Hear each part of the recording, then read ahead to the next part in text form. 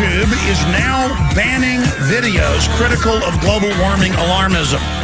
And some people would say, well, you know, they're their own private website, and so, you know, that's their right. Well, if they were a video website about fishing or hunting or skateboarding, and they said our terms of use are you can post videos about hunting or skateboarding, that would be an issue. But they call it YouTube.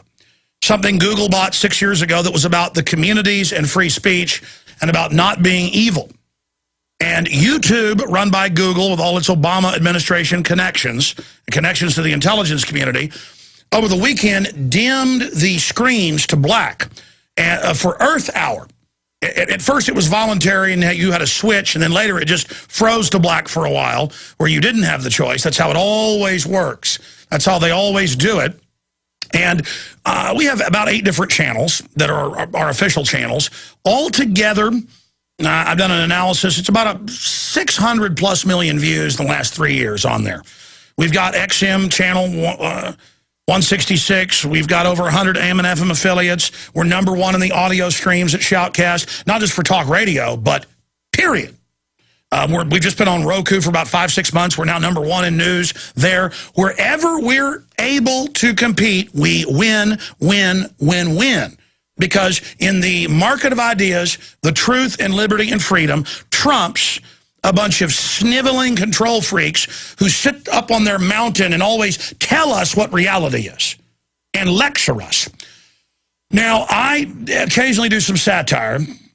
And I just did a joking piece as I introduced Mark Moreno of Climate Depot, pointing out that she says that we're all mentally ill, this professor, that if we believe in natural changes in the earth and that it's not man-made.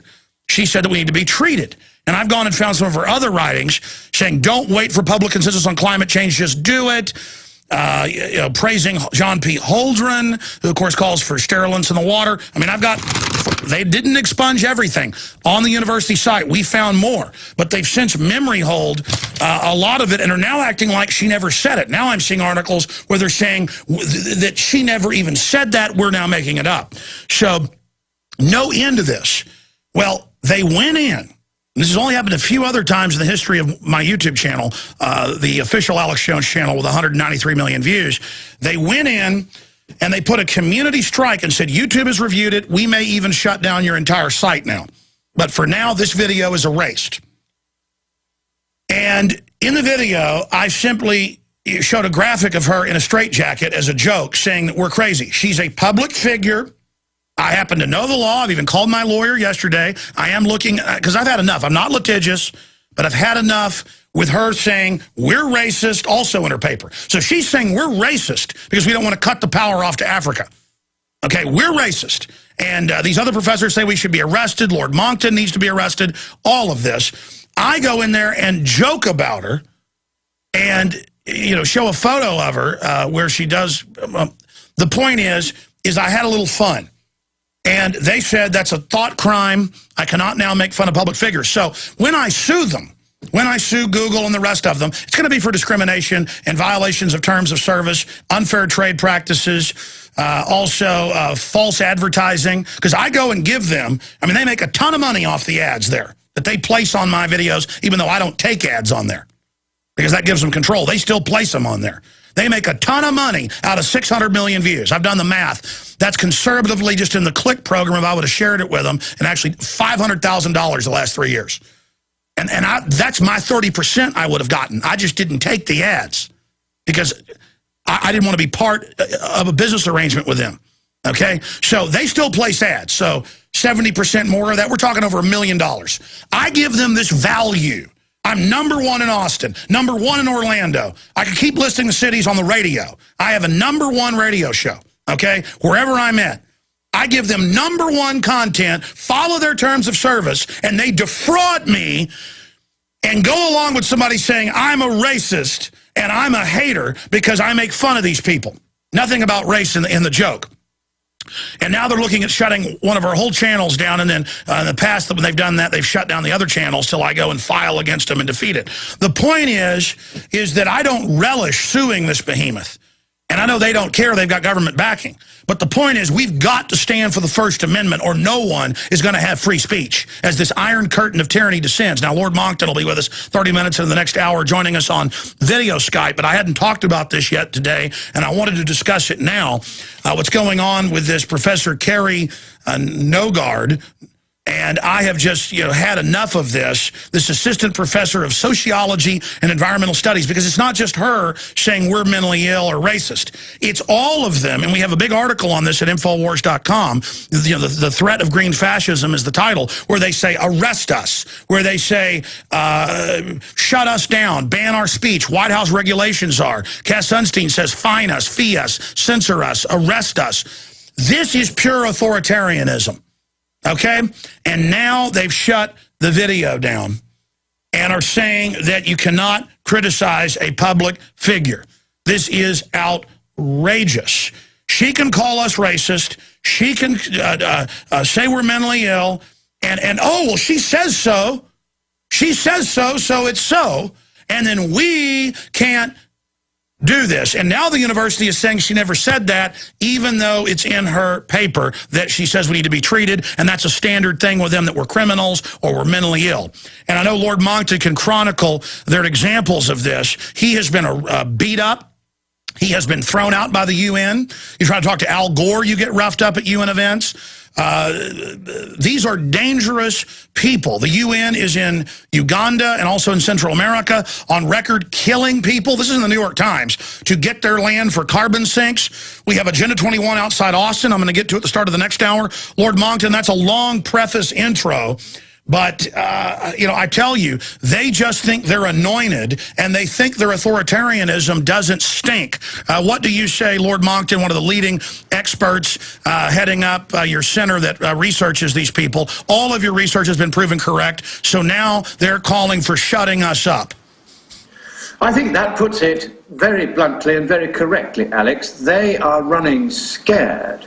If I can just review what the climate has been doing over the last few years. We've just had, literally 2 days ago, figures from the Hadley Centre and the Climatic Research Unit at the University of East Anglia. These people have now admitted that there's been no statistically significant global warming for 15 years. Likewise, the most accurate sea level satellite that we have had up there for a few years is the Aviso Envisat satellite. That shows sea level over the last 8 years since that satellite first went up, rising at a rate of equivalent to 1.3 inches per century. The Florida State University's index of the activity of hurricanes, tropical cyclones and typhoons around the world, that shows the lowest level of hurricane activity in 30 years since the satellites were first watching.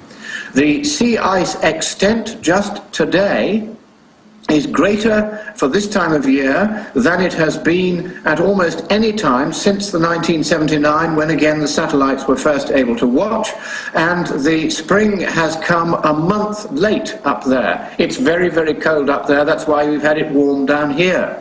So all their big storylines about how terrible it's all going to be are falling apart. Polar bears, another one, just today, an important report out showing that the population of polar bears continues to grow as it has since the 1940s. This is not the profile of a species in imminent threat of extinction. Well, they're actually a scourge, as you know, invading green areas and attacking people and invading their homes. Absolutely. They're now becoming very aggressive and intrusive because there are so many of them, and they can't get enough food in these very, very cold conditions, unusually cold conditions in the Arctic. So they increasingly invade the human settlements in Greenland and Canada. So these are the actual realities of the climate, and it is quite clear that what they predicted would happen isn't happening. And in fact, if we look back on this now, Alex, you and I have been at this for some time, but the UN's climate panel, the IPCC, produced its first report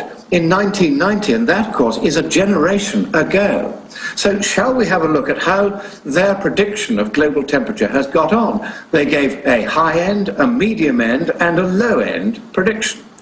And yes, there has been warming since 1990, but not very much. It's actually below even the low-end prediction of the IPCC. They've got every single forecast that they've ever done wrong. Every single one of these forecasts was exaggerated. Plus the studies I've seen that you've covered, and you're listing real facts here. They'll just say peer-reviewed, but you have admitted facts. They're not denying it. A little bit of warming is actually good. Plus this gaggle of nuts said that we were going to be in an ice age by the 90s back in the 70s. That's right. So what they want to do is they know they can get grants and attention and grow their little bureaucratic empires and academic empires by pretending there's a problem. It doesn't matter which direction the problem they pretend is, as long as they can all agree on telling the same story. Well, first of all, they tried to tell the story of global cooling, whereupon global warming began. Then the global warming stopped.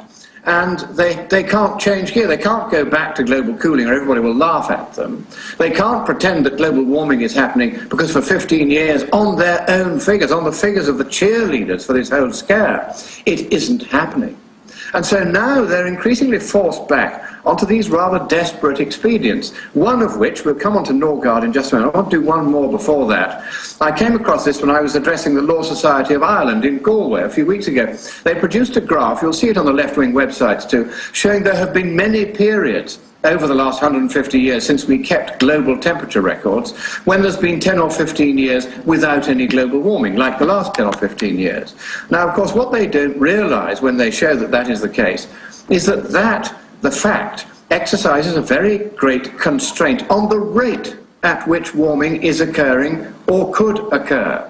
So yes, we are getting a little warming. You'd expect to see a little warming over the long term if you add lots of CO2 to the atmosphere. But the point is, it's not going to be very much. It's not going to be alarming. And even if it was, as I said to the California state legislature just a week ago, it's, in their case, it's about 30 times cheaper to sit back, go surfing and enjoy the sunshine and adapt to the adverse consequences of any warming than it is to follow policies like California's Bill AB 32 and build all those windmills in the Altamont Pass to kill all the golden eagles and hawks and kites that they're killing by the thousand every year.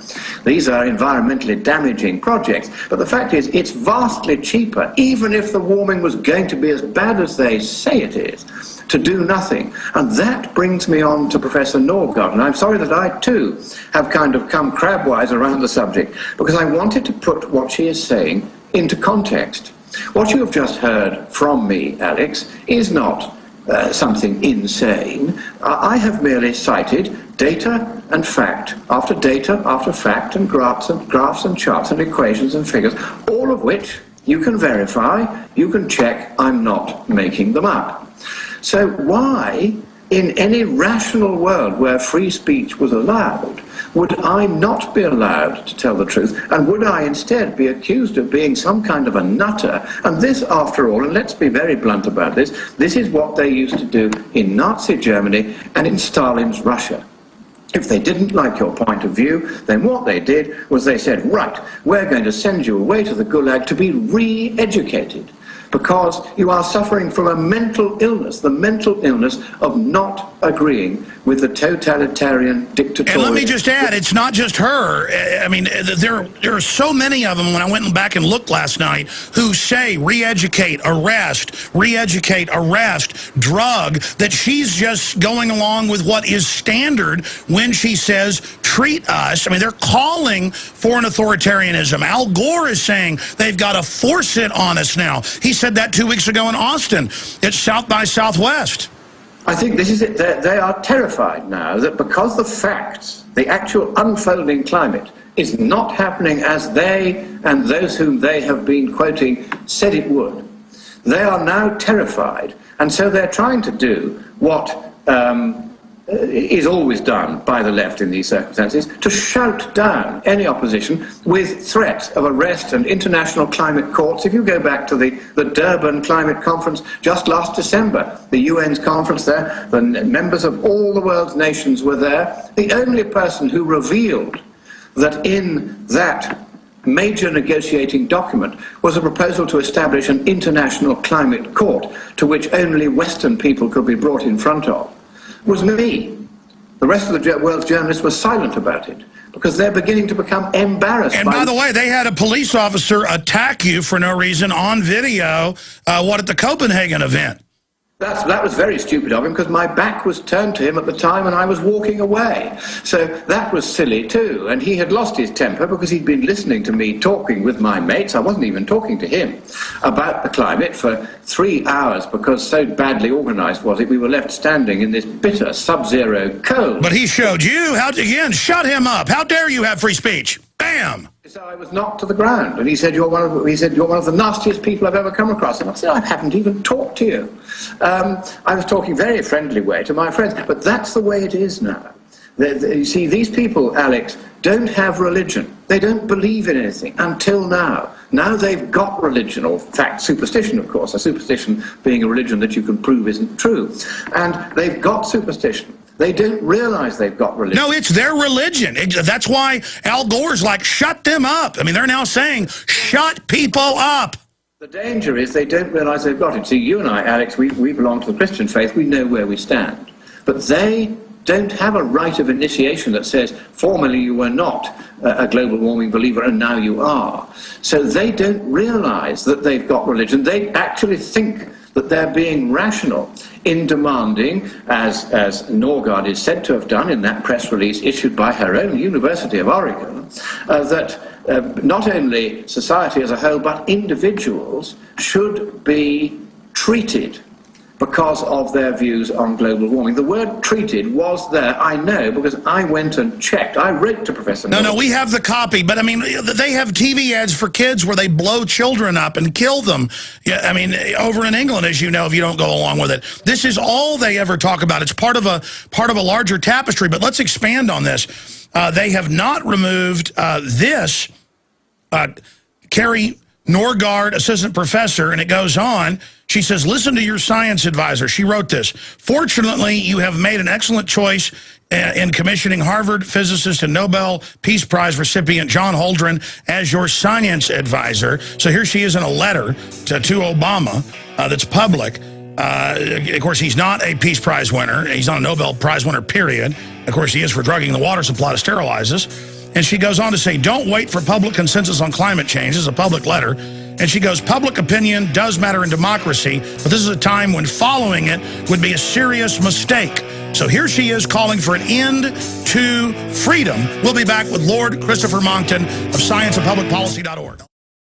I want to thank John Rappaport, who sits in for us sometimes, investigative journalist at nomorefakenews.com. He sent this to us, and Paul Watson's getting it out right now. This will be breaking, just like we broke it last week that she says, treat us. She tried to back off. Here she is doing work for another university. And we've saved it in case they take it down. And Paul Watson's got the article, Whitman College. Carrie Norgaard, assistant professor of sociology, environmental studies. This is 3 years ago when Obama's first getting in. She says, listen to your science advisor. And she goes on to say, don't wait for public consensus on climate change. This is written by her. I have you now. And stop shutting my videos down. Public opinion does matter in democracy, but this is a time when following it would be a serious mistake. 2 factors make public understanding of climate change unusually complex. And she goes on to say, shut it down dictatorially. Shut down coal. She says right here. I mean, ladies and gentlemen, scroll down where she says shut down coal, shut down everything. Folks, that's what he's doing. Congress says no, he just does it. China gets 3 new ones a week. We get them shut down. We're going into a depression. Lord Monckton, this is breaking. I got this an hour ago. We vetted it. We checked. This is her. She did it. Unbelievable, sir. This is even bigger than saying treat us. What do you make of this latest outrage? It is indeed an outrage. And I think, Alex, the fact that you have been taken off YouTube is also an outrage. And the fact that they've been taking me off YouTube slowly for many years by various devices. And it is quite clear that what we're dealing with now is a very rapid march towards the sort of totalitarianism that Hitler practiced in Germany, and that Stalin practiced in Russia, and that Mao practiced in China, and that Pol Pot practiced in Cambodia. What we're now getting, and Ho Chi Minh in Vietnam while I think of it, what we're now getting is the same things happening here. It's the same political forces, the people who think that they know best. Let's just examine that letter by Norgaard that you're referring to. The first thing is, does she have any more qualifications than you or I, Alex, to write and say that climate change is a uniquely dangerous thing that people are incapable of understanding for themselves? No, she is some kind of a sociologist, and by all accounts a very bad one. And again, look at the arrogance. She says we must get rid of democracy and freedom because the public is stupid. No, I built my operation out of nothing. Lord Monckton has had big companies he built himself. You live in a government reservation, and you're telling us we're idiots? You are the idiot. That, I think, is fair comment, and I think also it's fair comment that if she has absolutely no knowledge of the science behind this, she might at least have tried to study it a bit before coming out with these pronouncements. You see, Alex, when I first began looking at this, I went and talked to the scientists on both sides. I wanted to hear what the science really said. I wanted to understand the economics for myself. I sweated the numbers for myself before I started shooting my mouth off on this. It took me 6 months before I said anything. So did I. I spent years before I even ventured. Know what this was about. Now, she clearly hasn't got the faintest clue. Imagine what letter she should now be writing. She should be writing saying, Dear President Obama, there are many problems you have to deal with, not the least of which is a massive and very rapidly growing public debt. So the first thing is the government shouldn't be spending money on climate change, given that there isn't any at the moment, and likewise, nor should the private sector be made to pay by not being allowed to buy cheap coal-fired electricity unless they're lucky enough to be able to buy it from China. You know, this is what is so absurd about what's going on.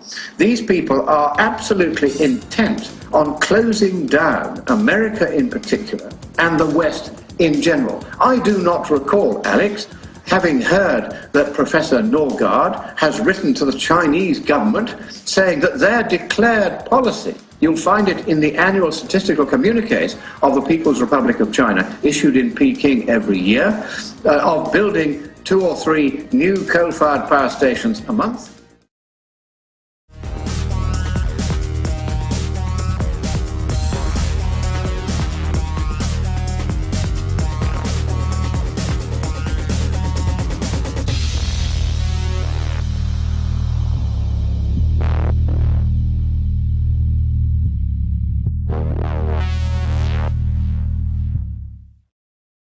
There's a 40-minute talk I did with Mark Moreno, congressional advisor on climate change, the guy that heads up climatedepot.com at Infowars.com, discussing the other videos that YouTube has taken down because I'm not allowed to criticize a woman who says, get rid of freedom, get rid of my votes, I don't count, I'm too stupid, I need to be treated. I mean, we've got more of her letters on her official site saying it.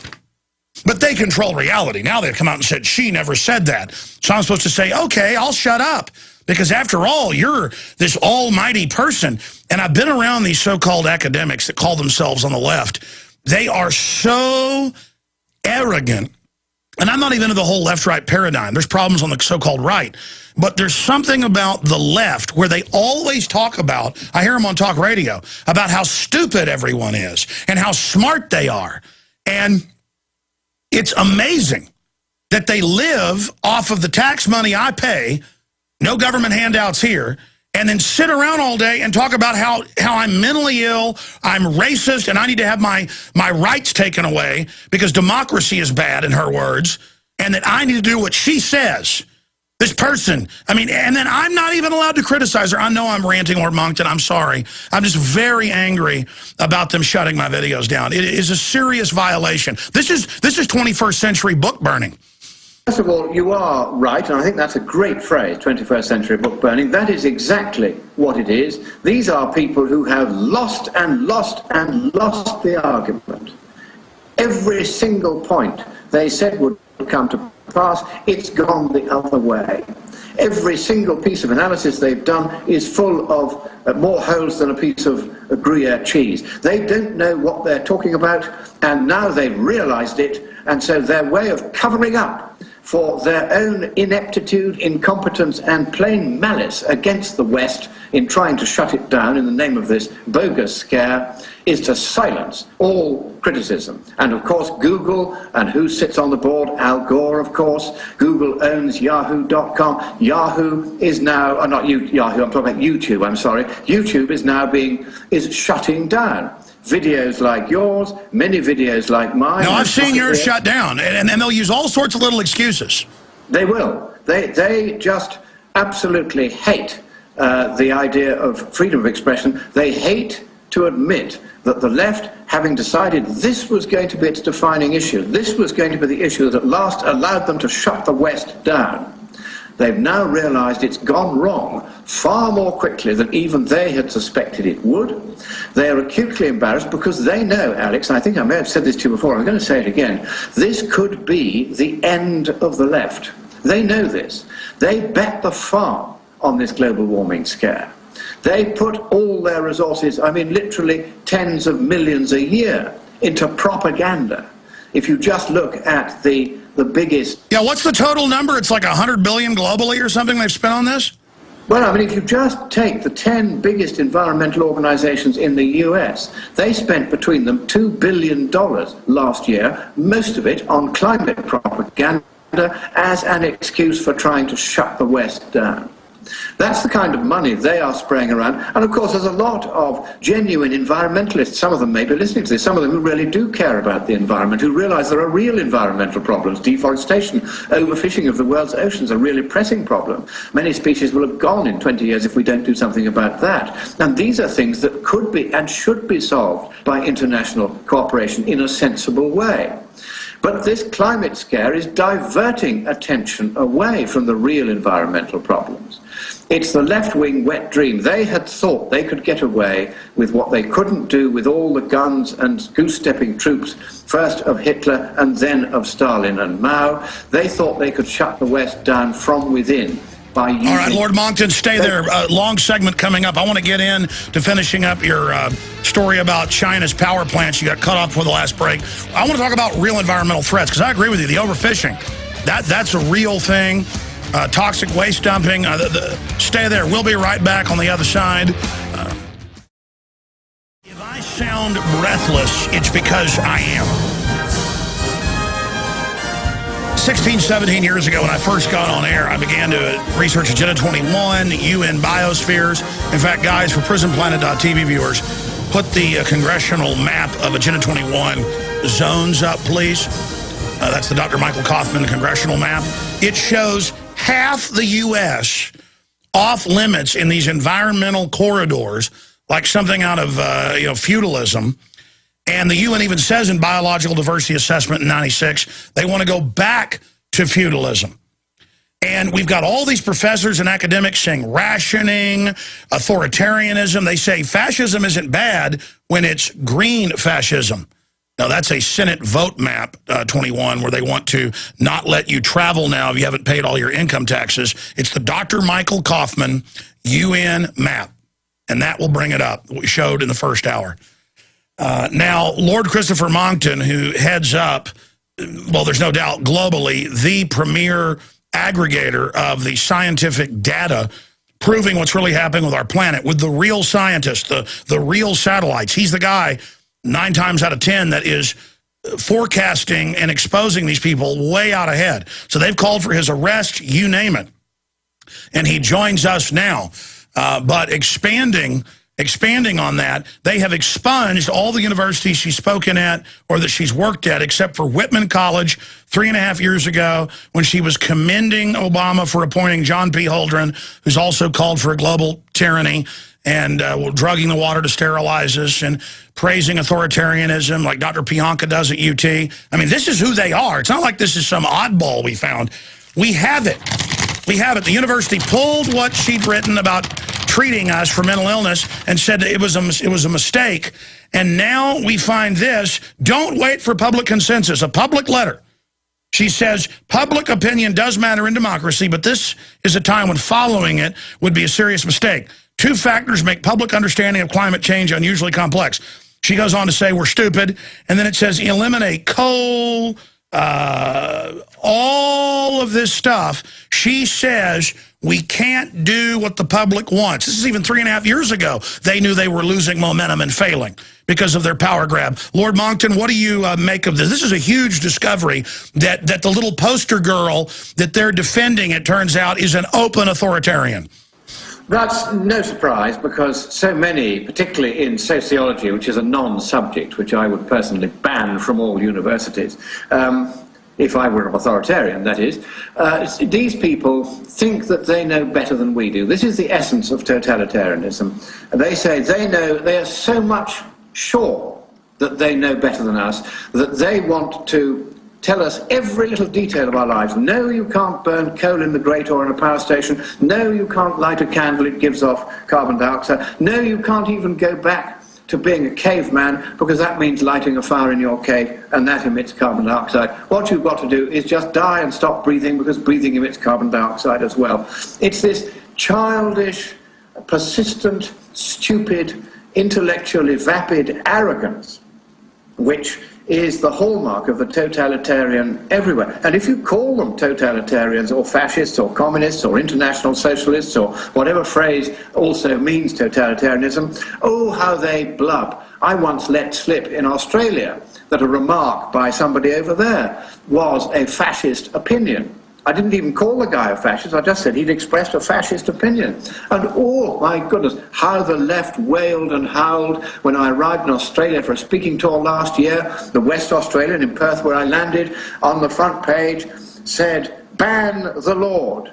That's their instinctive reaction. Every time you use their kind of language back, they want to ban us from saying it, but they want to continue to have the freedom to use this language themselves. So there's a poisonous double standard there. And this Professor Norgaard, the fact is that if she had wanted to deal with what happened in a professional way, let us suppose that her original paper, as she now claims, didn't contain anything about the treatment of individuals who had this mental disease of not believing that global warming is a global crisis. Let's suppose that she was true in that. I'm not going to argue that for the moment at this point. The fact is that her university, in a press release which I read while it was still up on the web, said that she, in her paper, it was their press release describing what she had done, they had cleared it with her before it was put up there, said very clearly that this must be recognised and treated in individuals as well as in societies as a whole. That's what it said. And then when I spotted that, I wrote to her a very polite letter, and I said, look, Professor, I don't know whether you said this or not, but the university is saying that you did, or at least it is accused of saying that you did, because I hadn't yet seen the university press release then. I looked at it again afterwards.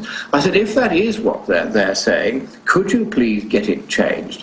Because this does give a very bad impression, and it's taking us back to the era of Hitler and Stalin. It was a very polite letter, and I added, for good measure, a few points about why global warming really wasn't a global crisis after all. And the thing is, I got no reply. What she should have done is to write back and say, thank you for writing in such a civilized fashion to point out what appeared on the press release. I hadn't noticed this. I've asked the university to change it, and they're going to put up a new version. And that would have quietened the whole matter down in a perfectly straightforward way. But no, the left can never admit they ever got anything wrong. So she didn't do that. Instead, furtively, the university, without, it hoped, leaving any trace, took out the words "and treated" in the press release that was up, the University of Oregon, and that those words no longer appear. But Lord Monckton, let me stop you here, because this is... First, I must finish this, because there is a Google cache of the earlier version of the page, and that proves that the words were there. The university didn't realize that in doing this furtively, it was going to make itself look just like another third world dictatorship. And what these people have got to learn is they've got to learn that, in fact, in civilized open debate, there has to be a kind of modicum of honesty, which these people have long since abandoned. And that's why nobody listens to them anymore. Well, that was my point, though, is that you're being very kind here, saying, you know, perhaps, but look, they've expunged all her writings. The one writing we find on a university written by her, a letter to the president, officially her site, says we need to get rid of people's rights on this and do whatever we want. And we know this drug, treat, re-educate is constantly parroted by the entire gaggle. So she spews a talking point that we've seen ad nauseum by other control freaks, other greeny, you know, authoritarians.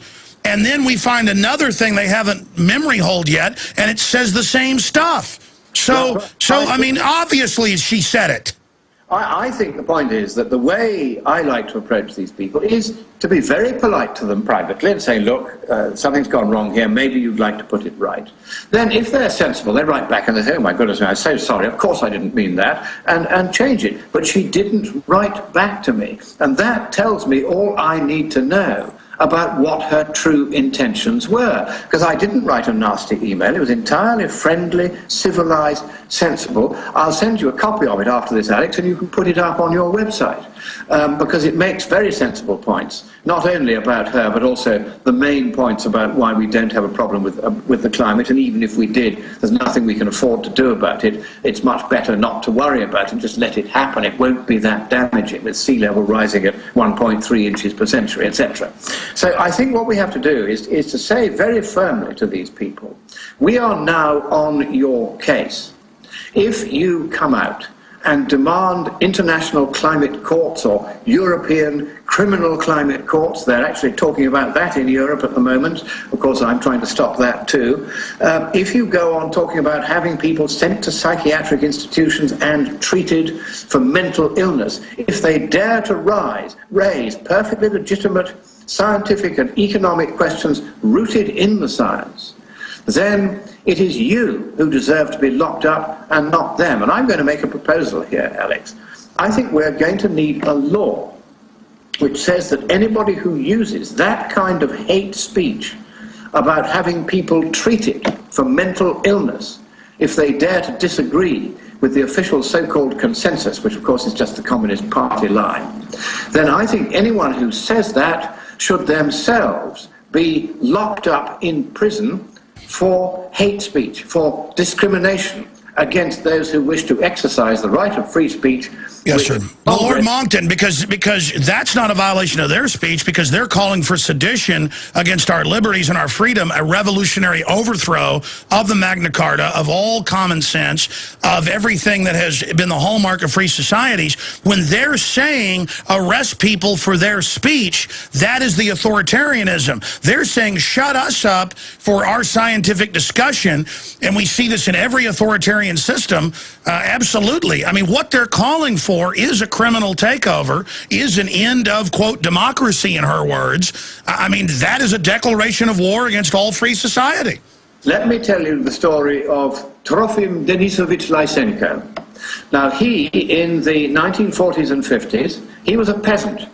He was somebody who thought he knew about how to improve the yield of crops, and his idea was you soak the seed corn in water over the winter instead of planting it out in the autumn to get used to the cold weather, and then it germinates better in the spring. It doesn't, actually, but that was his theory, and he told his local Communist Party secretary of this over a beer one night, and the Communist Party secretary said, Trofim, here you are, an ignorant, untutored peasant, but you have come up with an idea as brilliant as this just because you live in the glorious Soviet Union. And by this propaganda, he ended up, by some ghastly mischance, as head of the Soviet Academy of Sciences, as a result of which there were 20 failed harvests, because they all had to pursue this ludicrous policy of soaking the seed corn in water, where in fact it just becomes rotten and doesn't produce any crop.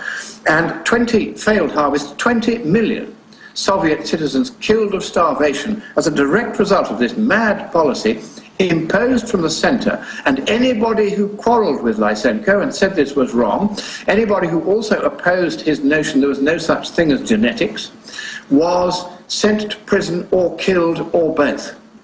That was what actually happened in Soviet Russia. And now the same kind of people are using the same kind of language and advocating the same kind of remedies, and it is they, not we, who should go to jail.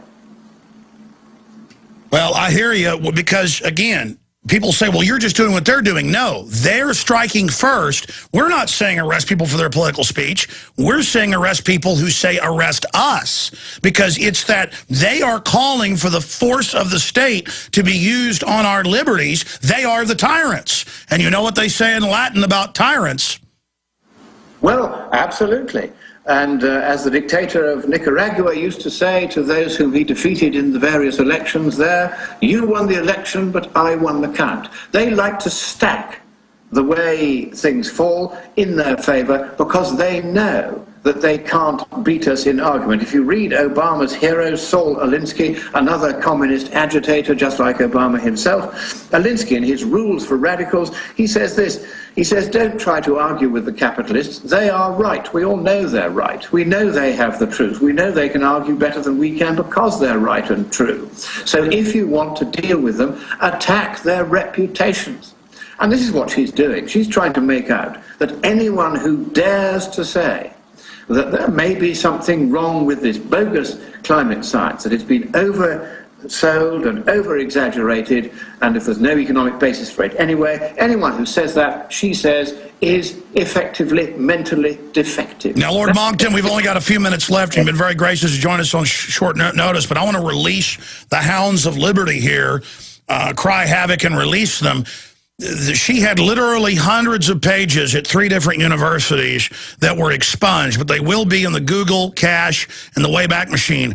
I have a limited crew. You have a limited crew. It is now time for all of us to crawl through the caches of what she said, because they expunged it all in a desperate stratagem to hide this, because the one document we found that they forgot to get, she's calling for authoritarianism. Okay, of course, she'll say this isn't her either in this letter to Obama. So, again, I believe they're afraid of this issue. They know that it's hit the zeitgeist, whereas thousands of other academics saying similar things, literally dozens at UT, I know personally, 2 miles away calling for it, calling for Chinese-style authoritarianism, forced abortion. I mean, this is what's pushed by these eugenicists. Lord Monkton, I wanted to look at the big picture here and talk about Agenda 21. The environmentalists, who aren't real environmentalists, as you said, they're distracting from all the real stuff that's happening that needs to be dealt with. They are establishing Agenda 21, a global UNESCO model of the ultra-elite against the rest of the free market, a neo-feudalism, a post-industrial world. They've taken over 30,000 acres, that's conservative, in Austin in the last 20 years, saying, forcing people to sell it for pennies on the dollar, farms and ranches in key development zones. I've interviewed the farmers and ranchers. They take this, one of the fastest growing cities in the U.S., they take this land, and a few years later take the restrictions off, and they, the commissars, the former mayors and others, sell it and control it and make money off of it. Open criminal activity. And they told the citizens, when we take this land, it's going to be giant green belts. But most of the land they didn't turn into green belts. They built shopping malls on it, movie theaters, whatever. The point is they stole it. Now, here's the Austin American Statesman. Residents troubled by surveillance cameras. On these tens of thousands of acres they haven't sold yet, because they don't want humans using it because they'll think it's their park, they put up big fences. Show folks a shot of this crew. They put up big game fences where the backyards back up, and arrest people with hidden cameras that are seen ever walking on the land that was promised to be greenbelt. And it says in the article, worst of all, they even hike on the trail. The evil humans are hiking on the trail, and they have hidden cameras watching the evil citizens. I mean, this is pure feudalism, Lord Monkton. Your comments on that? Well, that's exactly what it is. It is an outrage, and I think it's time that instead of just complaining about this, we started to make plans to fight back. The first step, it seems to me, is to get the matter of President Obama's birth certificate into court with a serious challenge rather than the joke challenges we've had so far. The next thing to do is to make sure that the Republicans, who seem to me to be dead from the neck up and dead from the neck down, every time this kind of outrage from the left comes out, they should say something about it. Why is it left always to you and me and Mark Morano and a tiny handful of others to speak out and say that this kind of hate speech from Professor Norgaard's university is the kind of thing that ought to be a criminal offense? If they try to make hate speech as they define it from us a criminal offence, then it's time that they should endure the same thing. If they go around accusing people like you and me, Alex, of being mentally defective because we dare to question the notions of global warming that they present, then they should go to jail for that, because that is an unreasonable restriction on our right to our reputation. And we have in England a law called criminal libel. You do that to me in England, I'll have you in court for it, for criminal libel. And you can go to jail for a long time for doing it. Now, in the United States, you have no such law. And I think that free speech, which is guaranteed in your Constitution, can only work if universities like that of Oregon are told that if you use hate speech of that kind, you can be fined millions of dollars, and the people at the university responsible for it can go to jail for a very, very long time. Let us start using against the left precisely the weapons they're trying to use against us, and see how they like it. Well, Lord Monckton, don't we start with not even calling them the left? Because, I mean, Thomas Jefferson was on the left. You want, the old classic liberal. I mean, I can say you would be a classic leftist in that you wanted more freedom, more liberty. I want to show some photos. You can't see them, Lord Monckton, but later you can see the video. This is for your request for video stills from the hidden cameras lining the preserve, aiming at people's back kitchen window at night with them inside it eating. So this is what, with our tax money, they take tens of thousands of acres, don't want you on it because they want you to forget it's theirs so they can sell it later to their friends. I mean, it is just so blasphemous what they do. And the reason why they want to keep you off it is that there is a very ancient right which goes back to Roman law and came to your law through English law. It's known as usufruct, or right of use, and that if the public passes freely over what would otherwise be private land without any restriction or fence or anyone saying you mustn't do it for 10 or 12 years, it conveys. The public then gains a right of way, which makes a mess of their plans later to sell it on to developers. That's why they're putting those fences up. That's why they don't want you walking through the land. It's not that you're going to tread on the voles or hurt the flowers. No, no, no. It's because they don't want you establishing a right of way so that they can't then sell the land. Yes, sir. Exactly. It was supposed to be a commons. I remember in the law, and it was supposed to, it's all over the country and all over the world with these UN land grabs. It was supposed to be, they said, oh, a commons park, and they immediately fence it and don't let you use it, and then later sell it. I mean, it's so evil. How do you stop them? They fence it. It's because they don't want rights of way established, because if a right of way goes across there, it vastly reduces the sale value to developers. That's why they're doing this. It's entirely for basically criminal reasons. And the trouble is now that because the state has become so wealthy and the individual so comparatively poor through having to pay excessive taxation and comply with excessive regulation, fewer and fewer individuals have the kind of wealth that is needed to take these people to the courts and get justice. And so I am also looking at proposals now to set up, effectively using their language, a people's court which can call to account any official paid by taxpayers for their behavior, and the people will be entitled to free representation at the expense of the public authority against whom they are bringing the charge, just so as to level the playing field and allow us to get our points. Yes, sir. We're out of time, Lord Monckton. Just briefly, what do you think of her reportedly saying it's racist? I mean, the UN Agenda 21, that's pure racism. Of course it is. All of it's racist. All of it is designed to try to shut down the West, and it is disfiguring to see so many people like her calling us names like racist when it is she who is the racist. She is saying there are two races, the clever ones like her and the mentally defective like us. That is exactly racism, and she should go to jail. Well said, sir. Thank you. Thank you so much. Scienceandpublicpolicy.org. Thank you, Lord Monckton. Months, we're now #1 in news there. Wherever we're able to compete, we win, win, win, win. Because in the market of ideas, the truth and liberty and freedom trumps a bunch of sniveling control freaks who sit up on their mountain and always tell us what reality is and lecture us. Now, I occasionally do some satire, and I just did a joking piece as I introduced Mark Moreno of Climate Depot, pointing out that she says that we're all mentally ill, this professor, that if we believe in natural changes in the earth and that it's not man-made. She said that we need to be treated. And I've gone and found some of her other writings saying, don't wait for public consensus on climate change, just do it. Praising John P. Holdren, who, of course, calls for sterilants in the water. I mean, they didn't expunge everything. On the university site, we found more. But they've since memory holed a lot of it and are now acting like she never said it. Now I'm seeing articles where they're saying that she never even said that. We're now making it up. So, no end to this. Well, they went in. This has only happened a few other times in the history of my YouTube channel, the official Alex Jones channel with 193 million views. They went in and they put a community strike and said, YouTube has reviewed it. We may even shut down your entire site now.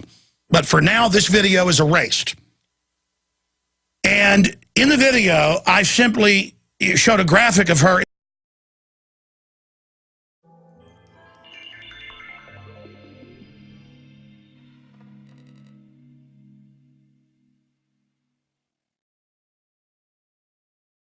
Well, YouTube is now banning videos critical of global warming alarmism. And some people would say, well, they're their own private website, and so, that's their right. Well, if they were a video website about fishing or hunting or skateboarding, and they said our terms of use are you can post videos about hunting or skateboarding, that would be an issue. But they call it YouTube. Something Google bought 6 years ago that was about the communities and free speech and about not being evil. And YouTube, run by Google with all its Obama administration connections to the intelligence community, over the weekend dimmed the screens to black for Earth Hour. At first it was voluntary and you had a switch, and then later it just froze to black for a while where you didn't have the choice. That's how it always works. That's how they always do it. And we have about 8 different channels that are our official channels. Altogether, I've done an analysis. It's about 600+ million views in the last 3 years on there. We've got XM channel 166. We've got over 100 AM and FM affiliates. We're #1 in the audio streams at Shoutcast, not just for talk radio, but period. We've just been on Roku for about 5-6 in a straitjacket as a joke, saying that we're crazy. She's a public figure. I happen to know the law. I've even called my lawyer yesterday. I am looking, because I've had enough. I'm not litigious, but I've had enough with her saying we're racist, also in her paper. So she's saying we're racist because we don't want to cut the power off to Africa. Okay, we're racist. And these other professors say we should be arrested. Lord Monckton needs to be arrested. All of this. I go in there and joke about her and, show a photo of her where she does. The point is I had a little fun. And they said that's a thought crime. I cannot now make fun of public figures. So when I sue them, when I sue Google and the rest of them, it's going to be for discrimination and violations of terms of service, unfair trade practices, also false advertising. Because I go and give them, they make a ton of money off the ads there that they place on my videos, even though I don't take ads on there. Because that gives them control. They still place them on there. They make a ton of money out of 600 million views. I've done the math. That's conservatively just in the click program, if I would have shared it with them, and actually $500,000 the last 3 years. And that's my 30% I would have gotten. I just didn't take the ads because I didn't want to be part of a business arrangement with them. Okay? So they still place ads. So 70% more of that. We're talking over $1 million. I give them this value. I'm #1 in Austin, #1 in Orlando. I could keep listing the cities on the radio. I have a #1 radio show, okay, wherever I'm at. So she says so, so it's so, and then we can't do this. And now the university is saying she never said that, even though it's in her paper that she says we need to be treated, and that's a standard thing with them, that we're criminals or we're mentally ill. And I know Lord Monckton can chronicle their examples of this. He has been beat up. He has been thrown out by the UN. You try to talk to Al Gore, you get roughed up at UN events. These are dangerous people. The UN is in Uganda and also in Central America on record killing people. This is in the New York Times, to get their land for carbon sinks. We have Agenda 21 outside Austin. I'm going to get to it at the start of the next hour. Lord Moncton, that's a long preface intro. But, you know, I tell you, they just think they're anointed, and they think their authoritarianism doesn't stink. What do you say, Lord Moncton, one of the leading experts heading up your center that researches these people? All of your research has been proven correct, so now they're calling for shutting us up. I think that puts it very bluntly and very correctly, Alex. They are running scared. If I can just review what the climate has been doing over the last few years. We've just had, literally 2 days ago, figures from the Hadley Centre and the Climatic Research Unit at the University of East Anglia. These people have now admitted that there's been no statistically significant global warming. I give them #1 content, follow their terms of service, and they defraud me and go along with somebody saying I'm a racist and I'm a hater because I make fun of these people. Nothing about race in the joke. And now they're looking at shutting one of our whole channels down, and then in the past, when they've done that, they've shut down the other channels till I go and file against them and defeat it. The point is that I don't relish suing this behemoth. And I know they don't care, they've got government backing. But the point is, we've got to stand for the First Amendment, or no one is going to have free speech as this iron curtain of tyranny descends. Now, Lord Moncton will be with us 30 minutes in the next hour, joining us on video Skype. But I hadn't talked about this yet today, and I wanted to discuss it now. What's going on with this Professor Carrie Norgaard. And I have just, had enough of this assistant professor of sociology and environmental studies, because it's not just her saying we're mentally ill or racist. It's all of them. And we have a big article on this at Infowars.com. The threat of green fascism is the title, where they say arrest us, where they say shut us down, ban our speech. White House regulations are. Cass Sunstein says fine us, fee us, censor us, arrest us. This is pure authoritarianism. Okay? And now they've shut the video down and are saying that you cannot criticize a public figure. This is outrageous. She can call us racist. She can say we're mentally ill. And oh, well, she said